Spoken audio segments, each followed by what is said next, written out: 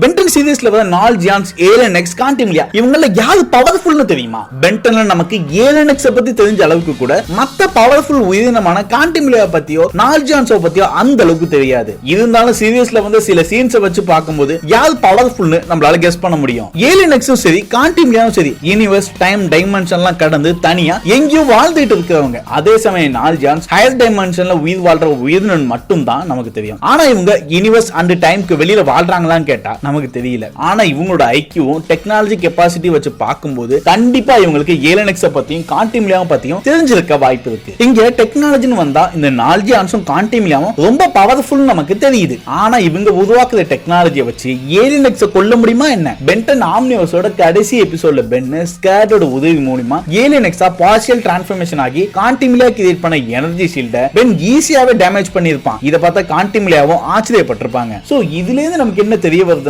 காண்டிமிலியா டெக்னாலஜியை Alan எக்ஸால destroy பண்ண முடியும்னு. நமக்கு நால் ஜியான்ஸை பத்தி அந்த அளவுக்கு தெரியலனாலும் நால் ஜியான்ஸும் சரி காண்டிமிலியாவும் சரி சண்டை போடுற மாதிரி இவங்களுக்கு பவர்ஸ் கிடையாது. ஆனா எந்த ஒரு பவர்ஃபுல்லான ஏலியனை கதற விடுற அளவுக்கு ஒரு வெப்பனை கண்டுபிடிக்கிறதுக்கு இவங்க கிட்ட நாலேஜ் இருக்குங்கிறத நம்ம மறுக்கவே முடியாது. என்ன பொறுத்த வரைக்கும் வெறும் அட்டாக் பவர்ஸ் மட்டும் வச்சு பார்த்தா ஏலியன் எக்ஸ் தான் பவர்ஃபுல்.